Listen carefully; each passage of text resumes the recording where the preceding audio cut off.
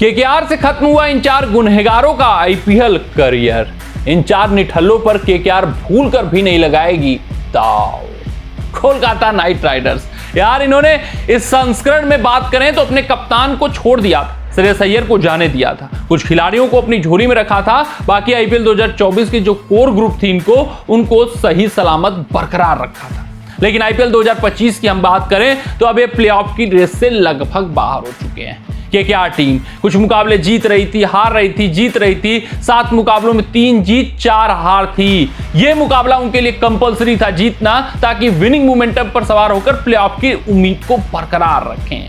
अब बात करें 8 मुकाबलों की तो उनके नाम 3 जीत 5 हार हो चुकी हैं। लगातार 2 जिल्लतों भरी हार का सामना केकेआर टीम कर चुकी है। अब प्लेऑफ तो दूर की बात हो चुकी है। आखिरकार ये हुआ कैसे? ये तो चैंपियन टीम थी ना, ये सेम कोर ग्रुप के साथ तो उतरी थी। क्या कुछ बदला था? सिर्फ कप्तानिच तो बदला था। लेकिन केकेआर टीम इस संस्करण में भयावह प्रदर्शन करती हुई दिख रही है। ये चैंपियन केकेआर नहीं बल्कि बर्बाद केकेआर की तरह खेलती हुई दिखाई दे रही है। तो आखिरकार केकेआर के इस हसर का गुनहगार कौन है? किसके वजह से केकेआर को ये दिन देखने को मिल रहा है? तो अपने इस रिपोर्ट में उन्हीं 4 गुनहगारों के ऊपर हम चर्चा करेंगे। आपको बताएंगे कि क्यों अब उनका आईपीएल करियर केकेआर के लिए खत्म हो चुका है। अब केकेआर उनके ऊपर बड़ा दांव नहीं खेलेगी। केकेआर अगली नई टीम का निर्माण करेगी, मजबूत, सशक्त और सुदृढ़ टीम अगले संस्करण के लिए बनाने का प्रयास करेगी। अगर हम बात करें सबसे पहले और बड़े गुनहगार खिलाड़ी की, जिनका शायद आईपीएल करियर ही खत्म मानिए, वो है क्विंटन डिकॉक। हाँ यार, अगर आप बतौर क्रिकेटर मुझसे पूछेंगे अंतर्राष्ट्रीय पटल से आप संन्यास ले लेते हैं तो बहुत ज्यादा दिन का करियर बचता ही कहां है। अगर आप 1-2 संस्करणों में अच्छा खेले तो ठीक ठाक आप एक्सटेंड कर सकते हैं, खासकर आईपीएल के अगले संस्करण में। लेकिन अगर आपका एक भी संस्करण भयावह गया, चलिए आप बड़े नाम है, दूसरा संस्करण अगर भयावह गया तो फिर आपकी बोली नहीं लगती है। क्विंटन डिकॉक वो ऐसे नाम है। क्विंटन डिकॉक पिछले संस्करण में लखनऊ सुपर जायंट्स के साथ थे। लखनऊ सुपर जायंट्स ने उनको समझ लिया, परख लिया, भाई अब इनका करियर खत्म है, अब ढलान की तरफ बढ़ रहे हैं, काफी ज्यादा कमियां और खामियां हैं, इनको रिलीज किया गया। केकेआर ने एक्वायर किया फिल सॉल्ट की जगह, उनको अपनी झोली में डालकर ये सोचे कि भाई फिल सॉल्ट से तो बेहतर विकल्प होंगे। लेकिन डिकॉक ने मायूस किया है, डिकॉक ने लुटिया डुबोई है, डिकॉक ने बीच नया मझधार में हर वक्त केकेआर की छोड़ी है। जिस स्टार्ट की केकेआर को जरूरत थी वो केकेआर को दिलाया नहीं है। पूरी तरीके से फ्लॉप हुए हैं। मात्र 1 मुकाबला चला है, उसके अलावा क्विंटन डिकॉक का बल्ला शांत रहा है। 8वें मुकाबले में तो उनको रिलीज तक कर दिया गया, प्लेइंग 11 से बाहर तक कर दिया गया। तो क्विंटन डिकॉक के ऊपर अब बड़ा दाव केकेआर भूल कर भी नहीं चलेगी।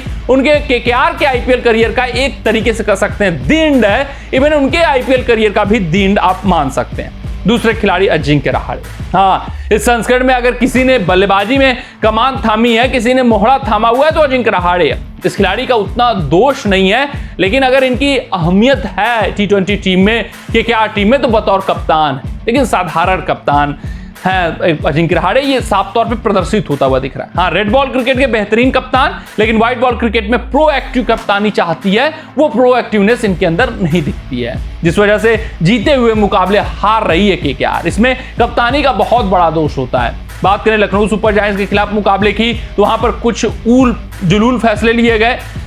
जब रिंकू सिंह को आना चाहिए था तो अंक्रिस आते हैं, जब आंद्रे को आना चाहिए था तो रमनदीप आते हैं। ऐसे फैसले जो सोच और समझ से परे थे, और जीता मुकाबला एकदम बना था कि केक वाक है केकेआर के लिए, वहां हारती है केकेआर। फिर 111 रनों का चेज डाउन करना था, तो पहले तो अपने रिव्यू नहीं लेते हैं, फिर कुछ फैसले होते हैं इस तरीके से, वो सही समझ में नहीं आते हैं, वहां हारती है केकेआर। तो अजिंक्य रहाणे की जो कप्तानी है वो स्क्रूटनी के अंडर आ चुकी है, क्वेश्चन मार्क उनके ऊपर उठ रहे हैं, और बतौर बल्लेबाज भी बहुत कुछ नहीं कर दिया कि जैसे वो T20 स्पेशलिस्ट उनको उनके साथ कंटिन्यू ही किया जाए। केकेआर उनको रिलीज करेगी, नए टीम का निर्माण करेगी, नए कप्तान के साथ अगले संस्करण में जाएगी, यानी अजिंक्य रहाणे को छोड़ा जाएगा। अगर हम बात करें तीसरे खिलाड़ी की तो वेंकटेश अय्यर है। वेंकटेश अय्यर को भाई ये रिलीज करने वाले हैं, ये तय हो चुका है। 23.75 करोड़ की बोली लगाकर ये खरीदे हुए थे। बड़े नाम थे आईपीएल 2024 की अगर मैं बात करूं तो वहां पर बेहतर प्रदर्शन किया था, उसी वजह से इनके ऊपर दाव चला गया है। लेकिन वेंकटेश अय्यर की बात करूं तो बहुत कमियां और बहुत खामियां दिख रही हैं। शॉर्ट पिच कमजोरी हो चुकी है इनकी।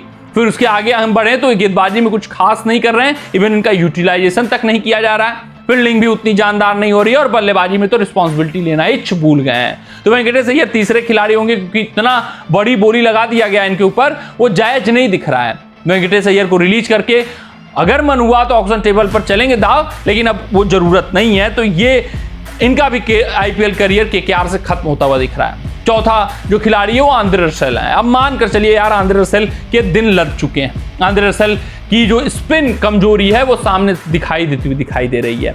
ये खासकर लेग स्पिनरों को हाथ से नहीं पड़ रहे हैं, सिर्फ और सिर्फ लप्पा घुमा रहे हैं। अगर बल्ले पे आ गई बॉल तो ठीक है, नहीं आई तो बंटाधार है। ये सभी टीमों ने समझा है शायद एनालिसिस करके, जिसकी वजह से जब भी रसेल आते हैं तब स्पिनर्स इनके खिलाफ अटैक पर लाए जाते हैं। खासकर अगर लेग स्पिनर क्वालिटी वाला हो तो फिर इनके खिलाफ लाया जाता है। शानदार मैचअप्स पकड़ा गया है। आंद्रे रसेल बहुत बुरी तरीके से संघर्ष करते हुए दिखाई दे रहे हैं। इवन फास्टर्स के खिलाफ भी इनका संघर्ष जारी है।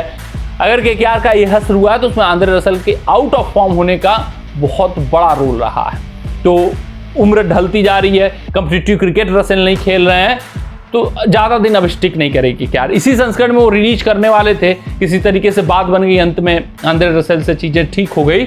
अब अगले संस्करण में तो अब दाव नहीं चलेगी। केकेआर रसेल चौथे गुनहगार हैं जिनके कारण केकेआर का ये हश्र हुआ है। कमेंट सेक्शन में कमेंट करके बताइएगा कि आपको क्या लगता है, इनमें से किसका करियर बच सकता है केकेआर के साथ। लेकिन मेरे हिसाब से इन चारों का करियर अंत है केकेआर के साथ। ये आखिरी संस्करण है जहां पर खेलते हुए दिखेंगे। कमेंट सेक्शन में कमेंट करके बताइएगा अपना राय। मिलते हैं आपसे अगले रिपोर्ट में, तब तक अपना ध्यान दें, सुरक्षित रहें, स्वस्थ रहें, मस्त रहें। जय हिंद, जय भारत।